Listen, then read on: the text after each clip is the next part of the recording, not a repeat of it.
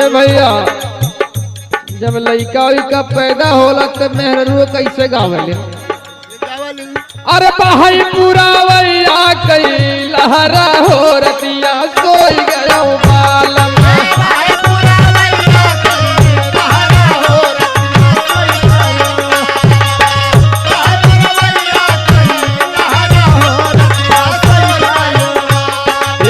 सोई गयो बालम भाई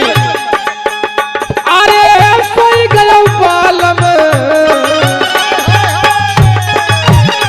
अरे भाई पूरा वैया कई लहरा हो रतिया सोई गयो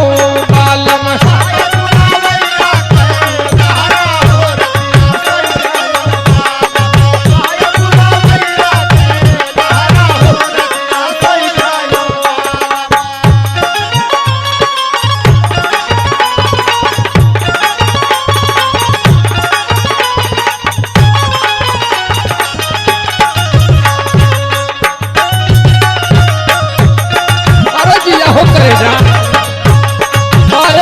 भैया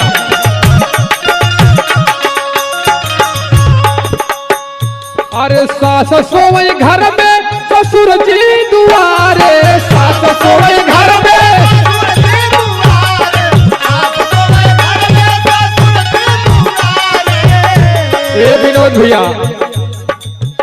सास घर में सोवत हैं और ससुर दुआरे अरे लहुरा देवरवा कई पहरा हो रतिया सोई गया बाला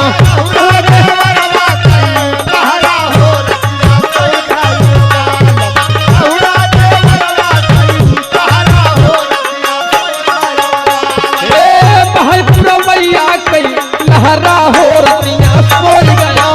बाला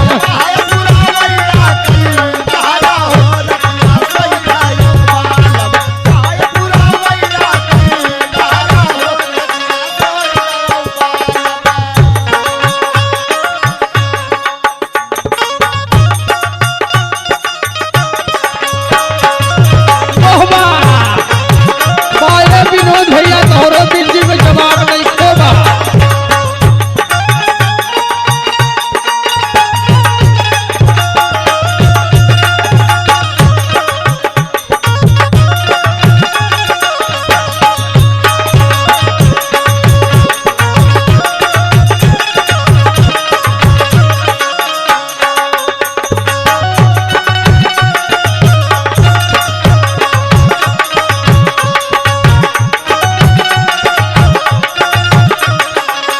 और का कहले